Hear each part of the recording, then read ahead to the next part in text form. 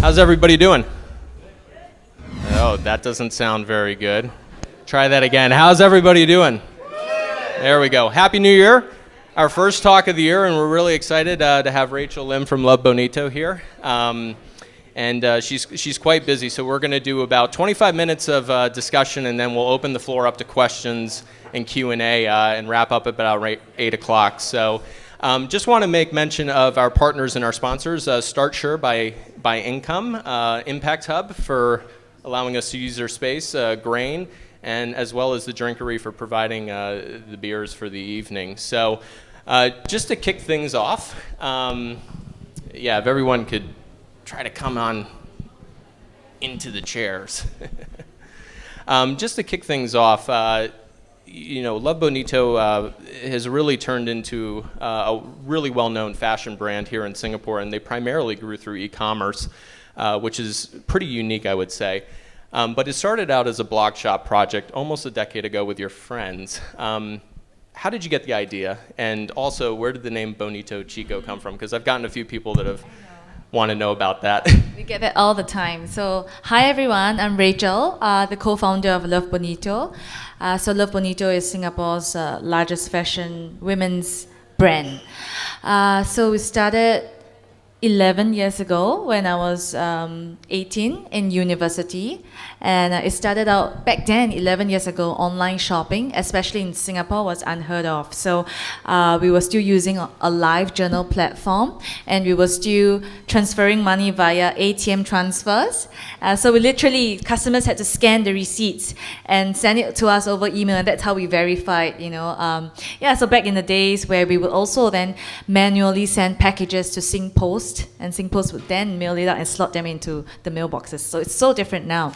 But that was how it started. A couple of my friends and I came together because we wanted to sell our pre-loved clothes online for extra pocket money. So after a couple of years of doing that, we realized that the demand kept coming back for more, and we ran out of clothes to sell, so we decided to import clothes, use the money that we had saved during school holidays or even the weekends. We would make trips to Bangkok, Hong Kong, Korea to import clothes to sell. But a couple of years of doing that while juggling with school, I realized that there was always something I wasn't very happy with the pieces that I was bringing in, be it the quality, the fit, the design. There was always something I wanted to change. So in my final year of university, decided to break my bond, had to borrow money from my parents, and it amounted to my mom's entire life savings.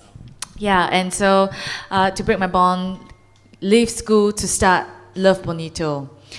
So how the name came about, to your question, Bonito Chico was just a very fun name for Spanish. I'm not sure if we got it right the other time. It was like Bonito Chico is pretty boy, or can confirm that. Beautiful, right? So, so that was a very fun name. And when we wanted to officialize the brand, we wanted to move to a .com, because back then it was bonitochico.livejournal. Well, someone had already cyber squatted the name and wanted $20,000 from us.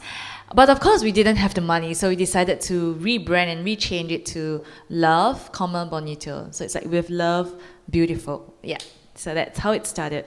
Yeah. That's great. And talk to us about the decision. I mean, you went all in on it. You broke your bond, which is not an easy thing to do, and borrowed money from your family. Yeah. Did that add a lot of extra pressure and motivate you, or how is it to kind of process that? Well, I remember during the time, it was the year where, number one, my dad was bankrupt. Number two, my elder brother decided to go for missions.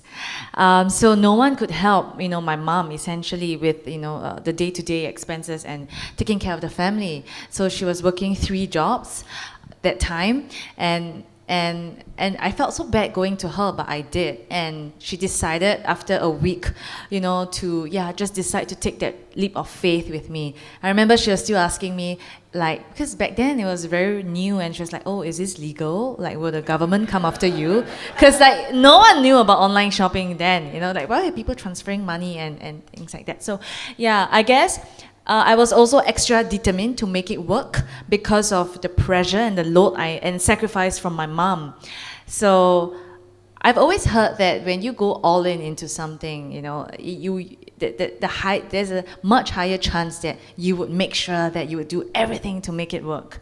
So I guess that's the case, yeah, for me. Yeah, that's usually a trend that we hear as Yeah, well. that's a trend, yeah. That when you have all that investment and sacrifice from family and close friends and whatnot, for it yourself, it yeah. motivates people that, you know, it's, you know, we have to succeed. Yeah. You know, we cannot fail. Yeah. Talk to us also a little bit, you know, so you made the shift into actually producing and designing your own clothes, Yeah. changed the brand name. Yeah. What was it like growing a team to help you do that? You know, moving from something that you were doing on the side when you were at university into an actual company and a brand with a mission and a statement. Yeah. Okay, that's huge. I think it's a huge question. There's so many parts to that question that I have so much to share about. I think firstly, growing a team. Until today, Love Bonito is 8 years old. I think until today, it's a constant learning journey. It's very hard, it's very uncomfortable for me where I constantly am challenged to be better as a leader. I think having not worked under anyone before, I don't really know what's a good leader, what's a good boss, what's a bad boss. You know, there's so many mistakes I've made along the way that I had to learn the hard way. The other thing is also because I wasn't an employee before, I did not really understand what mattered to people, to teams. I took for granted a lot of things and I had to learn a lot of things the hard way, and I'm still learning today. So yeah, growing a team is hard. I think one of the things I forced myself to learn very early on, which today whenever people or entrepreneurs ask me, if there's one thing you wish you had known earlier, what is it? And my answer would be, I wish I had known who I really am and who I am not very much earlier. I think self-awareness is key to succeeding in life. It's really accepting and knowing that this is who you are, this is your strengths, these are your weaknesses. You need to know what kind of team you need to build around you for that. I think that's key. Back in the days where, you know, the media would glamorize your Steve Jobs, your Mark Zuckerberg, and all kinds of leaders, even Lee Kuan Yew, right? And I would think, oh my God, I'm nothing like that. Does it mean I'm not meant to be a leader? And I tried, you know, to try and be those characteristics that they were. And I, of course, failed miserably. And to cut the long story short, you know, I just decided to embrace myself, my weaknesses, my strengths. I used to belittle my strengths and think, oh, why do I need to have such strengths? Why can't I have other stronger strengths? But for me, it's coming to terms with all of that, being the best version of yourself, working and refining your strengths, and surrounding people who can complement your weaknesses and strengths. I think that's key for building a team. To your point and to your question about the mission and the vision of the company, to be very honest, when we started, you know, we did not start with the intention to grow it to the potential that it has today.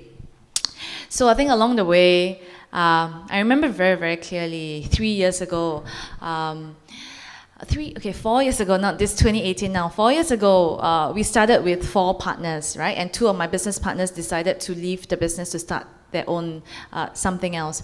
And so it was the hardest part of my journey for me because it was almost like a chair with 4 legs, suddenly you're 2 legs. And I'm so used to having them run the business with me. And that was the hardest point for me where, you know, every day, day in and out, you would just scramble, you know, to like make things work, make sure that the company is okay, make sure that the finances are okay. And until one day I was so tired and I was so jaded, and you know, the only thing that kept me going was the responsibility of knowing that I was responsible for helping my staff put food on their table. So it became pretty meaningless after a while. And I just decided to ask myself, no, what am I really doing this for? And actually, if Love Bonito were to close down, would it make a difference to the world? It was very miraculous. There was one day, I received an email from a customer and she said, hey Rach, can I come down and share with you a little bit about how Love Bonito has made a difference in my life? So I was reading the email. I remember it was 1st August 2014. And I said, oh, yeah, sure. Please come down. I'd love to hear from you. So I did. I invited her down to the office and she came. She's this 24-year-old girl.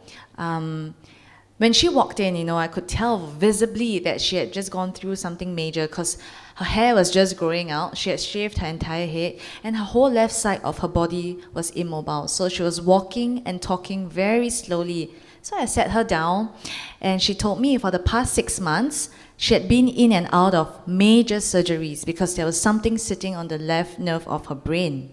She said, I lost everything. I lost my boyfriend. I lost my crown of glory. I lost my confidence. I lost all my weight. She was very, very gaunt. And she said, but every day during my recovery journey, every day when I have to go back to face the world for a job interview or for my medical checkups, she said, every day I choose to put on a piece of Love Bonito clothing because it makes me feel a little bit better about myself. It makes me feel a little bit more beautiful. And when I heard that, I had tears in my eyes because it was like God telling me, this is why you do what you do. This is why the brand exists. And it also explained very clearly to me, why we are so particular and why we pay so much attention to quality, to fit, to helping women be more confident through empowering them to dress well and right for themselves. So all of it suddenly clicked, and from a brand whose mission was sharing the love of fashion, Love Bonito found our purpose in empowering women's confidence by helping them dress well and right. So yeah, that's the journey. And that was a major inflection point in the company to to help you kind of in the direction that you were going. Yeah. And growing the company further, talk to us a little bit about the fundraising aspect of it. You started, with money from your mom, but did you go out and get other rounds of funding to help expand the brand even further? Yeah. So I always say my heart goes out to entrepreneurs or people who want to start their business today as compared to when I did 8 years ago, because the scene is so different now. You need to have a decent amount of capital to begin with, but back then during my time, we were the pioneers, we were the first movers, so we kind of had some time to take our time to play around, to experiment, and the likes of that. So Love Bonito was started in 2010. It wasn't until 2015 when my very first investors, VCs, Hien and Shane from NSI, Hien, he wrote to me on Facebook. He said, "Hey, hi, I'm not being weird. I just wanted to ask if you might need funding for your company and things like that." Back then, 2015, I've never heard of anything about funding back then. So I was like, okay, I would love to come down and just have a chat. And because the company has been profitable since day one, we're not right now, because of course we're scaling and growing. Because of the fact that we were profitable since day one, we never saw the need to really take in funding, whether is it from angel investors or from VCs. So I guess, he sat us down and he asked, what's your dream? Where do you want to go? And of course that caused us to also look beyond Singapore. So that was where we took our first funds capital in 2015. And that was Series A for us. And actually just yesterday, we just closed Series B. And so that's why I'm literally rushing. Oh, congrats on that. Thank you. How did you know it was the right time, though, we're going to bring in some outside money. Yeah. We have these people knocking on the door saying, we'd like to invest in this. How did you know it was the right time? Did it just feel right? Was it gut feel? Or did you look at the numbers and say, yeah, that kind of makes sense? Okay. I think as important timing is, the right partner is very important as well. We made it very clear to them. It was like really dating and marrying someone. We made it very clear to them, our values as a brand, that we would not compromise certain values just to hit top line. Like I wouldn't go into manipulative marketing tactics, just to ensure that I hit my top line at the end of the day. And we made it very clear that you have to accept this and you have to, be aligned with us. Because at the end of the day, if I don't hit my top line, but still remain true to my brand and values, because there is so much value in brand equity, you can't hold me to that. Per se, so I think that's really key. Timing wise, of course, understanding where the business is at, where you want to grow to, and the resources, whether is it funds, people that you need to help you. I think that's key. For us, we don't see VCs just as someone giving you money, right? Because I think that's available you can easily get it, mostly. Yeah, I think for us, when we look for VCs, it's also in connecting us and getting us to the right partners, overseas markets, and drawing connections for us. That's key for us as well. Yeah. We hear that often is, when you raise money, having the right investors and partners, it really is key. People that share the same vision as you and want you to go in the same direction and share that. You're a very unique brand. You were able to build that brand equity totally through e-commerce. And now you've gone into brick and mortar retail, which is usually it's the other way around for fashion brands. But talk to us a little bit about the thought process in doing that and how it's been different for you than an e-commerce business by going into brick and mortar. Okay. Actually, just by a show of hands, how many of you have your own businesses? Okay, cool. So, well, for us, to your question about the thought process behind going into a brick and mortar store, having started online, I think that was something that we got a lot of pushback from. We got a lot of skeptical and critic, that we got all of that. But for us, we see ourselves as a brand that's channel agnostic. I think we're just going to platforms or to places where our customers are. And we recognize, and having studied them and monitoring their behavior, and also because we are a brand created by real women for real women, we understand our customers very well. We realize that there is an element that women and people still love to shop offline to experience the brand. And of course then, in today's context especially, where people can buy literally anything on their fingertips, I think we need to give people more than a good reason to go down to the store to experience your brand. So that's a challenge for us, where you have to make sure that your store is not just a place where people transact, but it's also a place where people experience the brand, meet the community. So that's where we hold workshops. That's where we train our staff, particularly to help customers in a different way than they usually would get elsewhere. So it's little elements that will add to the entire experience. For us, it has paid off. And also because I read this quote somewhere before, I think it's Jim Collins. He said, before you shoot the cannonball, you have to shoot like small bullets, which is like testing, right? Testing ground. And for us, before we started our first flagship in Singapore, which is 4,500 square feet, we had a string of pop-ups over the last 6 years. So that was testing ground for us to adjust and tweak accordingly to make sure that we are truly ready for the flagship store. Yeah. That's a good quote. It's the aim small, miss small, and then aim small, succeed, and then scale off of that. You went international through e-commerce. Any plans to continue growing offline and growing the stores with retail presences around the region? Actually, for countries like Malaysia and Indonesia that we went into, we also relied heavily, in fact, more heavily offline than online. Because I think for the brand, we have a reputation here. People trust the brand, they know the brand, they grew up with the brand. But for overseas, which is kind of like starting from scratch, we needed people to trust the brand. Oh, so cute. So cute. Hello. There's a young entrepreneur, right? Yeah, I'm distracted by a boy. Yeah. Okay. Yeah, sorry. So in overseas markets, we had to start from having physical stores, whether is it pop-ups or retail spaces, in order for us to gain the trust of the consumers there. Yeah, so it's a different strategy overseas.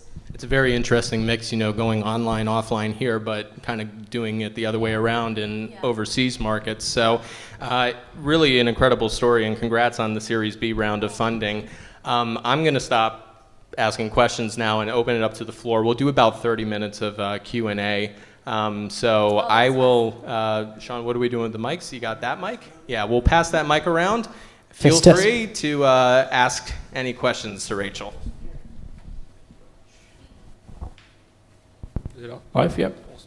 Awesome. 2 questions. Okay. First, I'm just curious to know, did you pay back your mom for the loan she gave you? Good question. I did. Awesome. And the second one is, what was the most challenging moment for you across the last 10, 11 years of running La Bonito? Yeah. So, well, I would say right now, in this stage that I'm in, is the most challenging time for me. Well, why I say that is because I think having run the business for the last 7, 8 years, there came to a point as a founder where I had to really confront myself with the realities. Okay, so this is what it is. This is where the business is at. And this is potentially where the business can grow to. And I'm just looking at internally the teams, the leadership, even myself, like, do I have what it takes to take the company to where it can be and where it needs to be? So actually last year is 2017. At the end of 2016, I sat my investors down and I told them, look, in order for us to get to where we need to be, I think we need as a CEO, a strong CEO to come and help lead, with the right experience, with the right professionalism and things like that. So they were very shocked because most founders would want to be CEO, but yeah, it took me some time to be able to explain clearly to them that for me it's not so much about just owning the title, or for me, I guess at the end of the day, you just want the company to get where it needs to be. And I know my limitations, and I know where I need to learn and grow, and the fastest way is to get a strong leader with the right values to come and help you with that. So for the next 6 months after that conversation, they sent across like so many kinds of CVs, like literally the top CVs you can ever imagine. You have your CVs of all nationalities, all ages, with perfect CVs, and perfect experiences. And when, I had conversations with them, they say, oh, I can assure you, I can get you to this so-and-so revenue in 2 years and things like that. Well, as impressive as that sounds, there was always something that was missing. Whether is it they don't really understand the brand, or they don't really believe in the brand. I think that was something that's key. So we struck off all of them, and I kind of gave up that search until in the beginning of last year, I was introduced to a peer, Dion Song from ex-managing director of Zalora. She was the regional director of Sephora, and she's younger than me. And so I had no intentions actually of asking her to be CEO because they're like, oh, you're younger than me, and so, but anyways, I had like coffee sessions with her, wanting to pick her brain on some stuff, and I realized that she's highly intelligent. She's absolutely balanced. I think most CEOs are like super financially business strategy driven, but she's very balanced in a sense where she is as creative and as brand conscious. Yeah, so that was great for us. And as I spoke to her, I realized, oh my God, she might be the perfect fit for that role. So it took me 7 months to pursue her. I think it was more of like an interview for me than her. I had to convince her, share with her my vision of the brand, where we've been, what we want to do, where we want to get at, So yeah, today Dion has been with us for 6 months, and it's been truly a phenomenal addition to the family. And I guess to my point, it was a challenging time because firstly, I had to come to terms that it's okay. Being the founder, I don't necessarily need to be the CEO. For me, more than anything, I just want to contribute and add value most where I can. Secondly, as well, having someone come in on the same level as you, and actually slightly even higher, it's very different because for the longest time you're boss and nobody dares to tell you much, nobody dares to tell you or correct you when you're wrong. But within the first 3 months, every day she was just telling me, feedback, which was sometimes very hard to hear, but it was absolutely necessary for my personal growth. Yeah, so I guess I would say it's most challenging now because it's where I'm most stretched, but I'm most fulfilled actually. Yeah, so yeah, it's exciting but super challenging. Yeah. As every founder of any startups or more specifically e-commerce businesses, I think the main challenge is that how to promote the brand, branding strategies and all. So basically just share with us your route towards brand awareness and also the branding strategy that you adopted. Okay. So, as I also mentioned, right, it's when I started, it was very different because we were the pioneers and there were not much players. But today, the scene is so noisy and it's like so cluttered. Everyone's just trying to sell and everyone's just trying to get people's attention. I think more than anything, you have to know that consumers today are super discerning. and I'm sure you have heard this many times, I think they're looking for brands that are authentic. And people can really sense that. So it's also when, even if you want to partner with influencers, you know, or even brand ambassadors, it's getting the right kind of brand ambassadors, not just going for the highest followers, the ones with the highest followers. I think for us, it's also staying true to your values, knowing who you are, standing out in a different way, making sure that your mission and ethos comes out strongly, consistently across all your campaigns and brand visuals. Yeah, so that's something that's key. I think as a brand and as a company, it's important to know your target audience, not try and be a brand that wants to reach out to everyone, because then you would lose the essence of who you are. So yeah, these are just some off the top of my head. Yeah. Great stuff. 2 questions. First one, what is Love Bonito for a consumer? So you are saying you are different from Zalora, but if I am a user of Love Bonito, why would I go and pick Love Bonito? So how does consumer see you? Why should she go for you and no other brand? One. Secondly, how were you positive from day one? So what did you do? So you said you didn't make any losses. Yeah. Yeah. So what was? Yeah. Okay. So what Positive was the- from day one until we got our first investment. Yeah. So when we started to, yeah. Yeah. So positive from day one. Yeah. How? What did you do? What was the Okay. strategy over there? Okay. So to your first question, what is Love Bonito to consumers? For us, I think besides having a strong brand promise, we deliver on our products. I think when a woman puts on a piece of Love Bonito clothing, she would feel the difference, which she might not be able to articulate, but it is through so much effort and blood and sweat and tears from the design team, where we make sure that, you know, why is it that,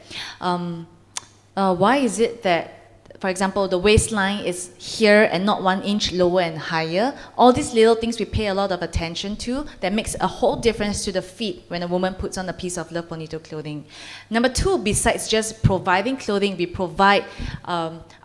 provide education and content into helping women dress well and right for themselves. So we realize today that a lot of women tend to compare themselves with others, like, oh, she looks so good in a dress and I can't pull that off. But what we're trying to tell you is that every woman is different. We have different body types, body shapes, styles, and it's embracing that and knowing how to dress well and right for yourself. That is key for me to having confidence. So although I may not have, for example, the height that I would want to have, I may not have the shape or the body type that I want to have, but I can dress to the best of whatever that I have. I think that's key to having confidence, and that's what we do. We have styling workshops, we have style guides consistently on the blog and in store. So yeah, the brand is here to empower women, not just through selling clothes. I think clothes is just a vehicle for us to reach out to women, to help them grow and be confident. That's the question. Number 3, how is it that we're profitable since day one previously?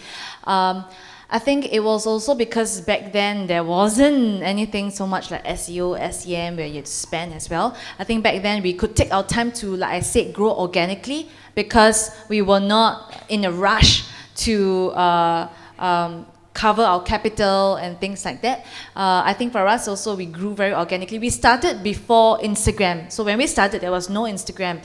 So we used our blogs, you know, like on LiveJournal to talk about the brand. And that was also how word of mouth spread. So it's mainly grown through word of mouth.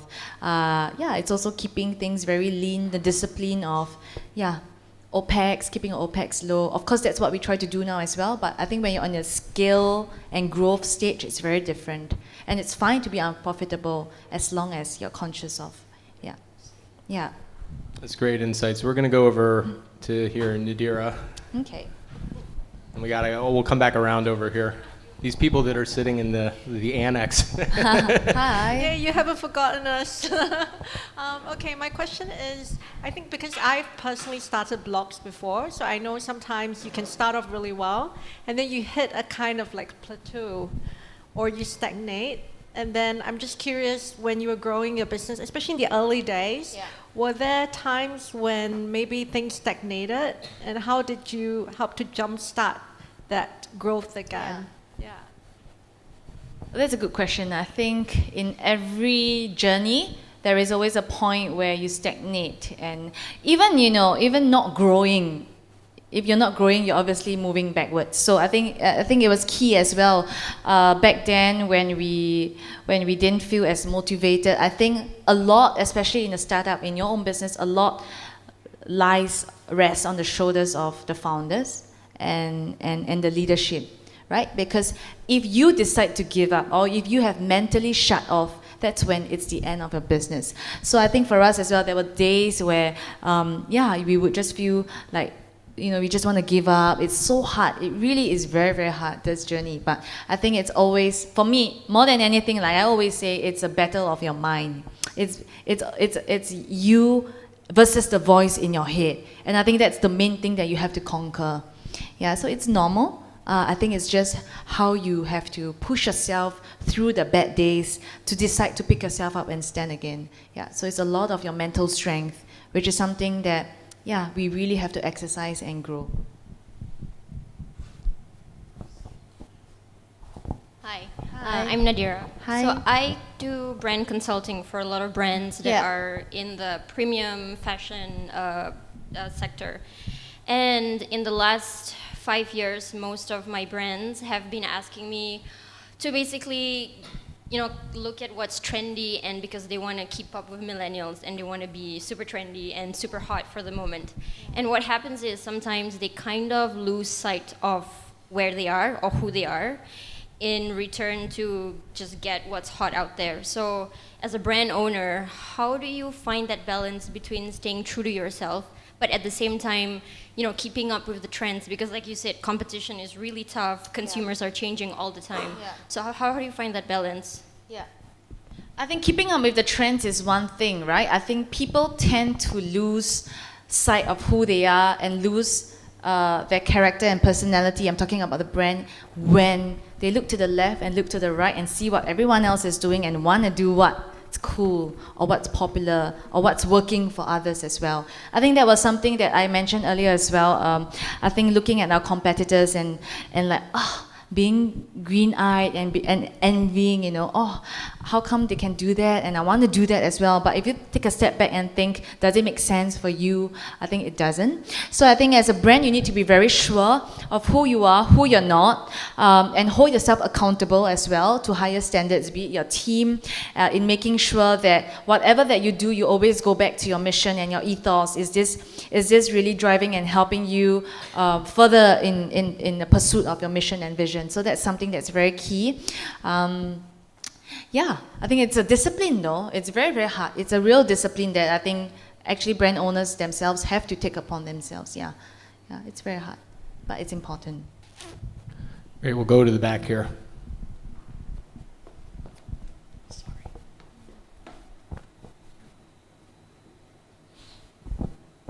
All right, this is Aseem, co-founder of Give Asia. It's a crowdfunding platform for social causes. I really admire your passion for building such a meaningful brand. My question is, what is the best piece of advice you've ever received? Good question.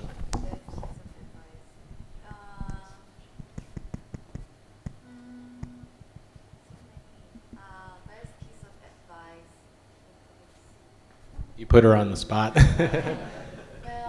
Gotten a lot of good advice over the years. Guess. Okay.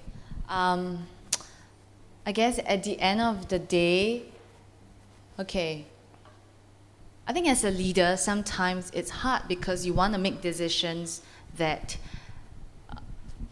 you want everyone's buy-in from. And also because I think as a leader, sometimes you want to be liked or you want to be understood all the time. And it's hard because I think for me, one of my mentors told me that everyone, in your team doesn't have the perspective that you have, having overseen every single department, right? Because they only have the micro view of what's happening in a company. But as a leader, you know the full view of what's happening in a company. And sometimes some decisions that we make, we may not get everyone's buy-in, and that's fine. I think for me, coming to terms with that, having coming to terms with that was key in understanding that it's fine that I don't need everyone to buy into the decisions that I make. And also, I don't need to be well-liked. I think as a leader, we're not here to be well-liked so much all the time. I think that's one lesson. The other thing, which I also mentioned earlier, is it's just be who you are, be the best version of yourself, because when we try so hard to live a life that is not truly who we are meant to be or what we're meant to do, I think that's when, you're not really living to your fullest potential. So for me, it's, these two, being sure and just having the boldness and the courage to make decisions for the company that you will hold yourself accountable for. And secondly, of course, it's also just, embracing who you are and being the best kind of person and leader that you're meant to be. Yeah. That's great advice. You had a question. Yeah. Maria. And we'll come over here. Thank you. So coming back to the brand name, Love Bonito. Yeah, she's holding me. She's Spanish, is it? Peruvian. Peruvian, okay. Yes, Yeah. Peruvian. And so are you planning like to expand this like in Spanish places like, in South America or Spain? Yeah, So okay. do you have like a big, like clients from these countries? Or? No.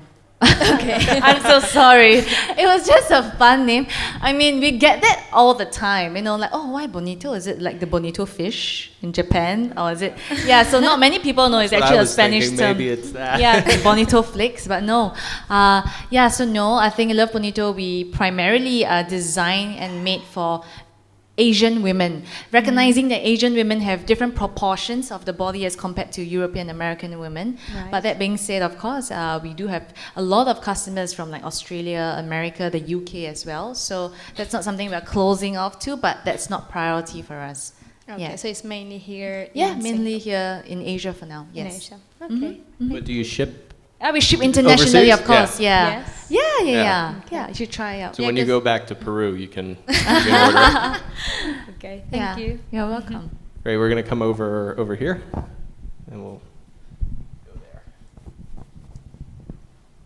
Hi, okay, so I'm actually going to put you on the spot. Like, what are your views on ethical consumerism? Because personally, for me, I remember growing up, I would purchase a lot of Adidas shoes until, I went on a trip to Bangladesh and I realized that slave labor, basically. So what do you think of, like, paying laborers a living wage for their, manufactured goods? So, of course, that's something that we are also very particular about, especially with recent news, especially, like with H&M, and there's been many actually major brands that have been caught for that.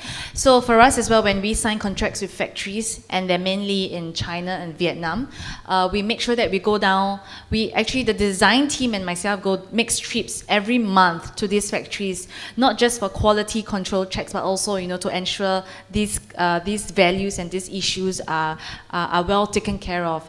But I would actually say that they are actually, in the region that we're in, they're not so common, so that's great. But we have absolutely no tolerance, of course, for the misusing of labor, and of course, was that what you're trying to say? Yeah, I was just trying to get an idea of, like, if there are checks in the, chain of manufacturing. Yeah. Because it's that even in Vietnam, you have a lot of these labor abuses. Yeah, there is, Okay, so it's also, because for us, we tend to go where the bigger brands go as well. And of course, we also conduct very, very strict checks. So that's one of the first things that we talk to them about, because especially, it's been Bigger brands have really put into practice some really and they're high very strict standards about of it, those things. So you just, if you use the same suppliers and whatnot. Yeah. You're next. Hi, Eric. Yeah, We'll hi, go here I'm then. Eric. Sure. Thanks for sharing. So you talked about like embracing your strengths and weaknesses. Can you share us more about that? And then more specifically, maybe like you said, like you put in place different type of people around you to complement. Like I want to know more about how that Just want to know what my weaknesses are, right? Okay, no, of course I'm okay. It took me a while to realize and accept that I am not so much, there's some visionary, super, like your Steve Jobs kind of leader, but I'm more of a relational leader. And that was something that was hard for me at first, because why do I need to be so good with relationships? What good does it get? But anyways, other weaknesses that I have, I don't know if you know Myers-Briggs. I'm ENFP, so I tend to be very, very excited about ideas, and I tend to jump around a lot. Like I can talk I'm about ENFP too. yeah, so you would understand. I talk about A, I would talk from A to D to C to B to A, and it would drive my team nuts. So for me, it's making sure that consciously I'm clear-headed, making sure that the people closest around me, like my managers, making sure that they are the super structured and detailed kind. I also struggle with following up and following through, which is something I'm trying to work on. So making sure that I instill habits that will help me with that. And of course, then making sure that the people around me are the super detailed, super structured, super organized kind of people. Yeah, and knowing where you add value, because for me, I'm really good with ideas, and I love talking about ideas. They get me so excited, and I throw out sometimes the most fun and amazing ideas, and that's when you can contribute. But execution-wise, yeah, not that great, and that's why you need a strong team to help support that. Yeah, I think I'm someone who needs to be reined in terms of like ideas and the vision, where I want to go. So it's in knowing that someone is always there to remind me that, yeah, that sounds great, but we are limited by resources, we're really limited by cash, and yeah, just making sure there's a fine balance. Yeah, so that's what I mean. Ish, yeah. Trisha. Mm-hmm. Hi, thanks for your time today. I just want to know, what were your marketing strategies from the beginning? Yeah. How has it changed from being a live journal platform to being a full-on e-commerce site now? What were your marketing strategies then, and how did you, what was the journey like changing those marketing strategies? And also, second of all, what can we expect as consumers from Love Bonito in the next few months? I don't know, months or weeks? Weeks. Okay, marketing strategies back then when we started, like I said, there was no Instagram, no SEO kind. So it was mainly through word of mouth, which of course, number one, when people trust the brand, when they try, they buy online, and you really deliver, and they're like, oh, you should try it out, and that's when they'll tell the tribes. Or also when, like, okay, one of the main marketing one of the main reasons why people came to us also was because, like they say, oh, I saw my friend wearing it, and she looks so good, and that's why I'm here to buy as well. So word of mouth is key. I think as well as back then when we started, online shopping, like I said, was pretty scary and risky. So consciously putting a face, for me, it was blogging, going out there and talking to customers and giving them a peace of mind, knowing that, oh, this is legit, oh, she's the owner, or she's the one behind the brand. So people trust it, not just like, eBay, sometimes you don't know who you're buying and selling to. So that's key. I think over the years it has changed, but I think the essence and the core hasn't changed. It's being able to relate to your customers, being able to be authentic to your customers, because I think these are things, whether is it through service, recovery, even though you have screwed up, and we have screwed up many times, but it's being sincere in recovering that bad service experience that they've had, that makes people give you that one more chance to purchase from you again, or to experience your brand again. So I think it's being authentic and being relatable to your customers, which was also my point, right? Like, there's so many marketing channels today and so many marketing strategies today, but how do you know which ones to spend your money on? I think it's really going back to finding out who your customers are, where are their eyeballs usually. I think that's one of the key things. So, to our next question, what can you expect? I think Love Bonito, we're on a mission to really build strong communities of women. I think that's the future of brands. That's the future of great brands, where you bring together your community to share, to learn, and to journey together. Like I mentioned earlier, I think fashion is just a vehicle for us to reach out to women, and in future we are looking to expand beyond fashion as well. Unfortunately, we're going to have to end there. I know we could probably talk for another hour about AI and all sorts of things in retail and fashion. I know you have to jet off here in a second, but I just want to thank you so much for coming, sparing an hour for us here at Startup Grind. Let's give Rachel a big round of applause, guys. Really inspirational story, and we're going to be watching tracking you guys closely, and we wish you all the best success.